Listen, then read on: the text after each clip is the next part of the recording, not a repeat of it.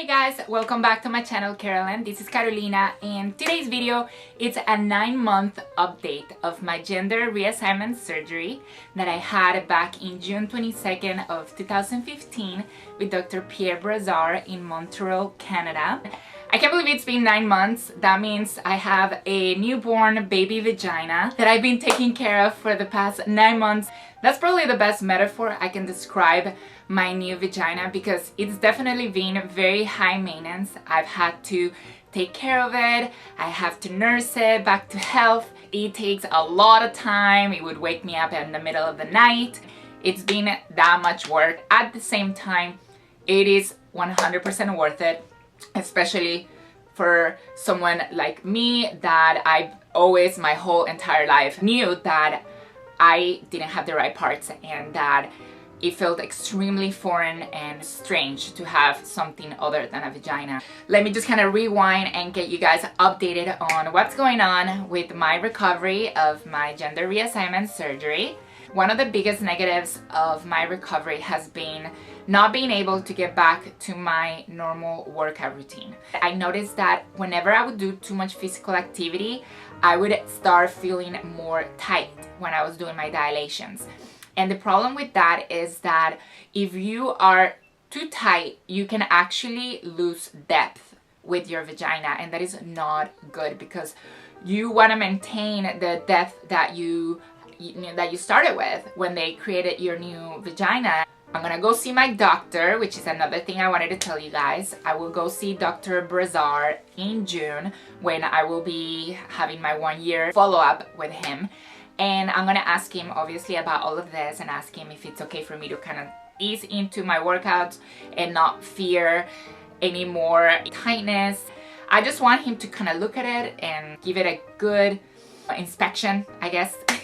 Make sure that everything looks good so that I can feel okay about going back to my old routines. Actually, I recently went to see my primary care physician and she prescribed me some medication and stuff like that just to fight the possibility of having any type of infection or anything like that.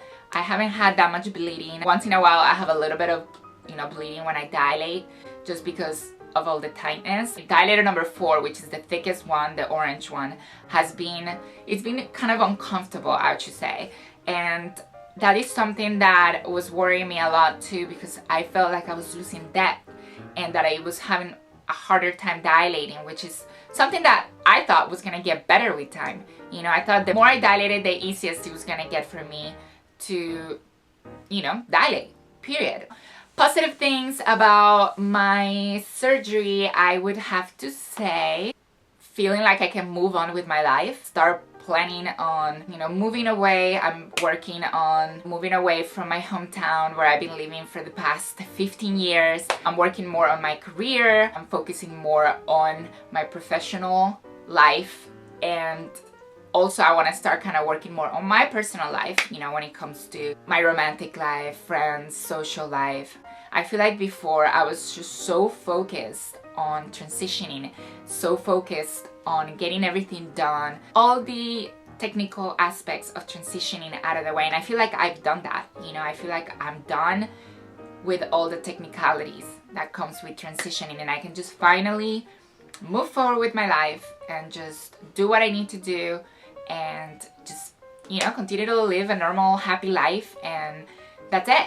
Another positive thing that I absolutely love, being able to just get up in the morning and put on my underwear and just pick out anything I want to wear, whether it's a skirt, whether it's pants, tight pants, skinny jeans, leggings, jeggings, whatever, and not have to worry about tucking, not have to worry about anything being there getting in the way. And that to me, it's like something that now I'm almost even taking for granted, because I don't think about it anymore. I just kind of like put my underwear, put any kind of underwear I want to wear, and put on my clothes and go.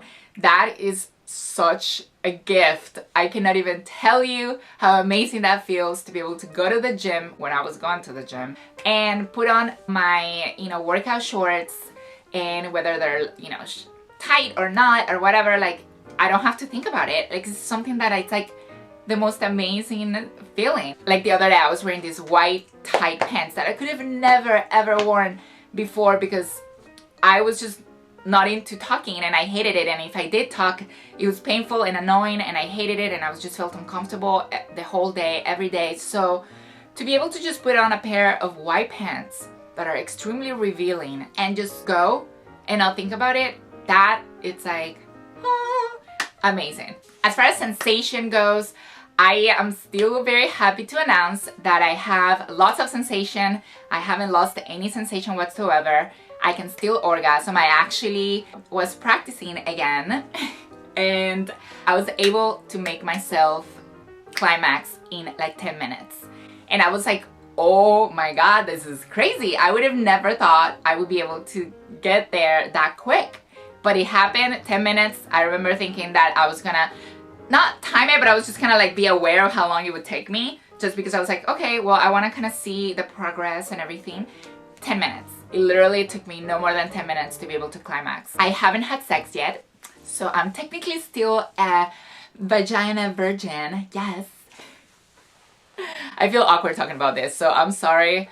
I never thought I would be talking to you guys about my sex life, but I think it's, in all fairness, something that, once again, I think it's super appropriate for the topic and people want to know about, so I'm gonna be super honest. I'll probably wait definitely after the year, and once I see my doctor and what he tells me, then I'll consider it. I get this from a lot of guys, especially. They're like, have you tested your equipment? Like, you better do it. Why did you get it in the first place? I was like, excuse me? Like, I didn't get a vagina just to have sex. You know what I mean? That's not the point. I just simply wanted to feel complete and feel okay with my body. And yeah, that's something that I hope it comes in the future, of course, but it's not like my #1 priority. So I think patience is one of the most important things to have when you're going through this process, because we all want things to happen now. We all want for everything to just heal quickly and to just be able to move on. And I understand, being there, done that. And, I had to kind of take a step back and just say, you know what?